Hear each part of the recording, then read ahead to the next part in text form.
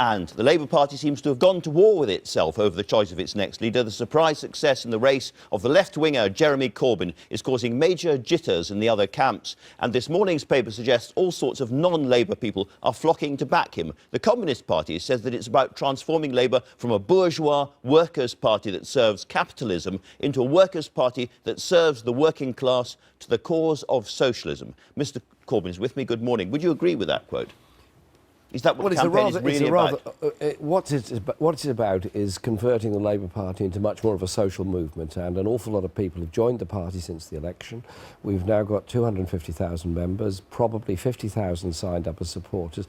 They all want to do something. They want to change society. So do you think the party today has been too much of a bourgeois party? It's been too close to big business. It's been too close to economic orthodoxy. It's been incapable of offering Labour voters and the majority of the electorate a real alternative, and that was the fundamental problem in the last general election. Let's talk a little bit about what kind of changes we might see from a Corbyn Labour Party.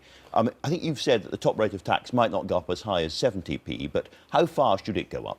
Well, I think we should keep the 50 pence rate, but I think it's more important to look at spending on the basis of tax income by not reducing corporation tax. Indeed, I would increase it slightly to pay for student fees, but also closing down the massive numbers of tax loopholes, tax havens, and tax evasion by a lot of companies. Companies that claim to be trading in Britain, but in reality place their headquarters in Switzerland and pay Swiss corporation tax, for example. There's a lot of areas to do things, so it's not all about income tax. What about some kind of wealth tax? Well, a wealth tax on massive incomes that are made, sort of windfall tax, as was done by Labour in 1997, is a prospect worth doing. But the reality is, it's not just about taxing, it's also about increasing the economy, therefore you increase tax income. So one of my suggestions is a national investment bank which will improve infrastructure and at the same time improve investment in manufacturing industry, particularly small scale and medium range manufacturing industry. We've missed a trick in Britain. We're good at inventing things, bad at developing things. Let's look at the macro picture, if we may, for a moment. £1.5 trillion of national debt, still 80% of GDP and so forth. Despite all the austerity, we still have a massive, massive debt problem. Is that not a real serious problem overhanging all of politics in this country, something you just can't walk away from?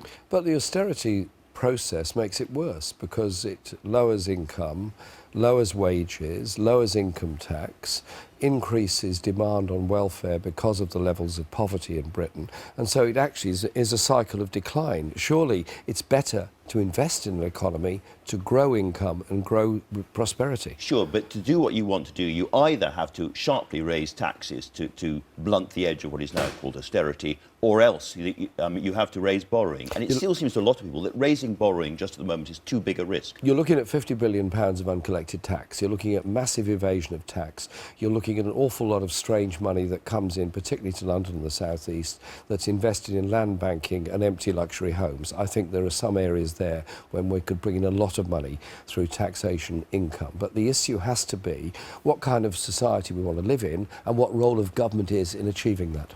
What about the role of the state? Because in our lifetimes, as it were, the state in Britain has moved back massively from what it used to do, and big sections of the economy has just pulled back entirely through privatisation. Do you think the time is ripe for nationalisation, both of the railways but also of other things too? The role of the state, of government, of the community is surely to provide people with some security in their lives, to provide them with a decent health service, free at the point of use, provide them with a welfare state that stops people falling into destitution. We are not doing that. We're making it worse.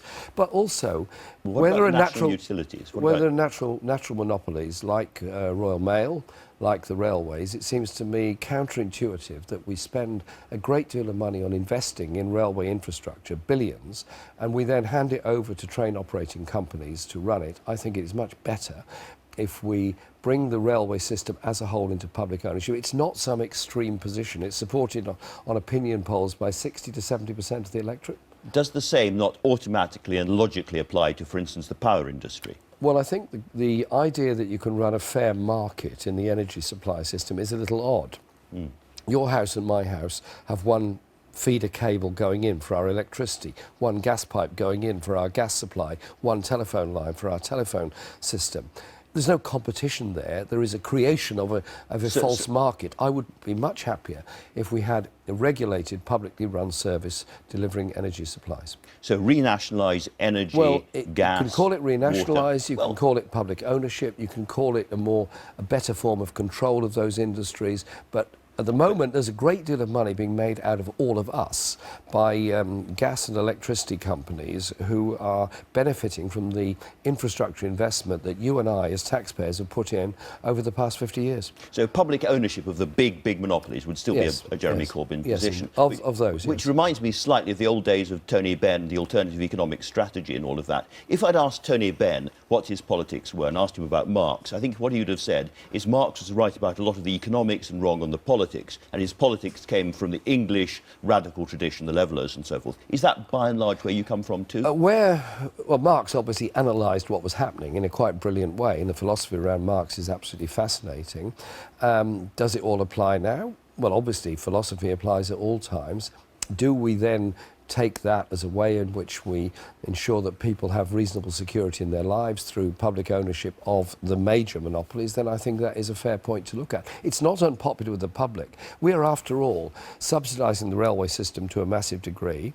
The nuclear power industry expects us to pay for their clean-up costs when they decommission nuclear power stations. The water industry are constantly sniping around wanting support for new infrastructure projects. If we're investing in infrastructure, then we, the public, should get the benefit of it. Do you regard yourself as a Marxist?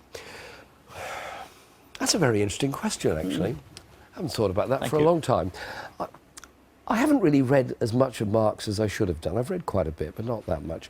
And I think Marx's transition of history and the analysis of how you go from feudalism to capitalism and move on to a different stage is fascinating. So we all owe something to it. Probably inside you, even you do. Well, I remember Francis Wheen said we should regard Marx as a great Victorian novelist, a great observer of the scene, and I think I would probably go along with that. Well, he was an observer rather than a doer, although towards the end of his life his family got quite involved in doing things, but he was essentially a fascinating figure who observed a great deal and from whom we can learn a great deal. The politics of revolutionary parties, however, were catastrophic, weren't they? Well, I'm not talking about the Labour Party being a revolutionary party. It certainly isn't. And what we're doing here is putting forward a view that the Labour Party has to offer a credible alternative, that it's true to the roots of the Labour Party. The roots of the Labour Party are essentially democratic, essentially socialist, essentially community. What we were offering for the past 5-10 years has been essentially austerity light, essentially cuts. Look, if Labour had won in May, and I wish we had won in May, we'd now be making cuts in local government expenditure. That would intensify the adult social care crisis. That isn't right.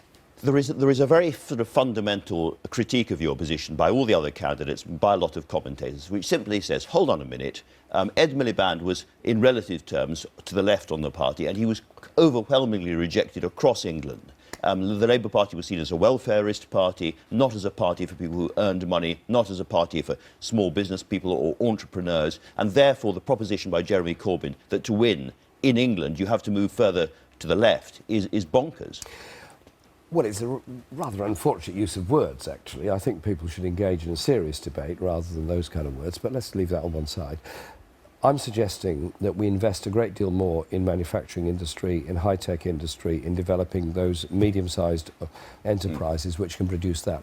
I'm also suggesting that in the last election, 34% of the electorate didn't vote, that whilst we did put on votes in England, we obviously lost in Scotland and didn't do terribly well in Wales, but there are also a lot of people that ended up voting for UKIP because they couldn't see anything being offered by the major parties. I think it's a couch of despair what they were doing. If we were offering to end austerity, to improve the life chances of young people particularly, because students are leaving university with massive debt and underemployment, if we're offering hope to people, that'd be something. What's interesting about these debates and this campaign is the numbers of young people that have got involved, excited by politics. On your campaign in particular, what seems to have happened in the election is that the electorate in Scotland moved to the left, the electorate in England moved to the right. Isn't the logic, therefore, that the Labour Party cannot really retain a unity across Scotland and England? The case, as Tristram Hunt was making on that chair not that long ago, for an English Labour Party is now quite strong. Well, the Labour Party in Scotland was way out of touch with the general ambit of a lot of Scottish public opinion on Trident, on austerity, on housing, on welfare issues. And I think Labour in Scotland is going to grow again. It'll rediscover essentially what its roots are. What the structure of the party is in the future, that's up to a lot of party members and a lot of debate to decide. I don't think leaders should lay down everything, lay down policies or structures. I think the job of a leader is actually to basically form some views, develop some opinions, and encourage the growth of ideas and democracy. We've got 250,000 members. They've all got ideas. Are you preparing yourself now, mentally and internally, to become leader of the Labour Party? Well, I'm preparing myself for another month of debates and hustings and meetings and so on. We just finished the 20th hustings yesterday. Yes, of course, I'm thinking ahead of what happens after September the 12th. And do you think you're going to win? Making no predictions. I have no idea what the result's going to be, but I do know this campaign has been absolutely fascinating. It's mobilised and excited and enthused a lot of young people. What's there not to like about young people turning up, being excited and involved in politics? You have been a very eloquent and persistent rebel all your life. As leader of the Labour Party, you're going to face a bloodbath, aren't you? Well, there were one or two people in the parliamentary Labour Party who were slightly reluctant to put their signature beside my nomination to become the candidate for leader. I'm grateful to them for doing it, actually. I really am, because they've ensured there is a democratic debate in the party. Listen... But you're in this for real. You want to be leader, you want to be Prime Minister, you're not going to stand down or... No. Of course we're in this for real, but I would say this. It's the first time the leader of the party has been elected on a one-person, one-vote outside of any parliamentary control except for the gatekeeping of the entry to the election itself. Surely that is something we should be pleased about. And MPs, I'm sure... democratic moment. What, frighteningly democratic? Is that what you're telling me? On the other hand, you do have this extraordinary position. We do know that there are, as it were, entries to the party who are voting for you on the right because they have said so openly. They've paid their £3 fee to vote for you, to support you, because they think it's going to destroy the Labour Party. And on the left, people from the old militant tendency, from the Communist Party coming in from that side. Are you not worried about the number of people who are not real Labour Party folk to their boots who are coming in to support your campaign? I have said all along from the very beginning, I only want people to register as Labour supporters if they are genuinely Labour supporters and they intend to stay for the longer course. Personally, I'd prefer it if all those supporters became party members, and maybe we rejigged the membership fee in order to make sure we got a larger membership, because surely the idea of joining a party just to vote in a leadership election is a bit limited. We should go a bit further than that. So you reject, as it were, entryism to support your campaign? The entryism that I see is lots of young people who are hitherto not very excited by politics coming in for the first time and saying, yeah, we can have a discussion. We can talk about our debts and our housing problems. Very briefly on Europe. The left-wing anti-austerity party, Syriza, got absolutely clobbered by German bankers and the German financial system. What's your view of Europe now, in or out? It's not that simple. What I'd say is this. The way that Greece has been treated is creating a humanitarian crisis. All that bailout to Greece has actually gone back to the banks. It hasn't gone to the Greek people. Europe is negotiating transatlantic trade and investment partnership, which it goes through will be devastating for us. I think us, Labour, should be now saying we want workers' protection across Europe, we want a European social chapter, we want opposition to TTIP as part of the negotiations. That is not the Europe that's on offer in any kind of referendum. Rather than giving Cameron a free hand to do whatever he wants and then say we're going to support him. I think we've got to be part of the pressure. Right. Jeremy Corbyn, thank you very much indeed for coming in to talk to us.